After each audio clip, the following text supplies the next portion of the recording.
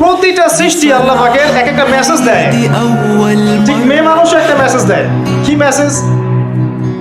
আল্লাহ পাক মানুষকে সবচেয়ে সুন্দর করে সৃষ্টি করেছেন, আর মানুষের মধ্যে মেয়েদেরকে সবচেয়ে বেশি সুন্দর করে সৃষ্টি করেছেন।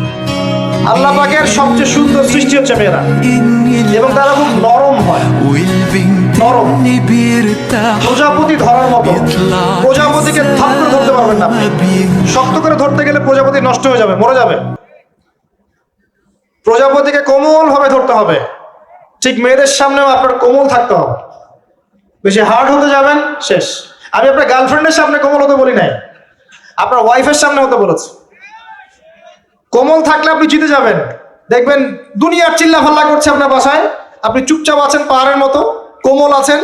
5 মিনিট পর দেখবেন নিজেই ঠান্ডা হয়ে এসে বলছে আচ্ছা সরি, ভুল হয়ে গেছে। আর যদি আপনি চিল্লা ফাল্লার কাউন্টার দিতে যান, তাহলে দেখবেন সুটকেস গোছানো শেষ, বাবার বাড়ি চলে গেছে। ডিল করা খুব ডিফিকাল্ট। এখানে আপনাকে খুবই সবরের পরিচয় দিতে হবে। আল্লাহ পাক বোঝার তৌফিক দান করুন। আর আমরা মা বোনদেরকে রিকোয়েস্ট করব, 4টা মূলনীতি মেনে কাপড় চোপড় পরবেন। আপনার কাপড়টা এমন হবে না যেই কাপড়টা পরলেও অঙ্গ প্রত্যঙ্গ দেখা যায়, বোঝা যায়, এমন হবে না।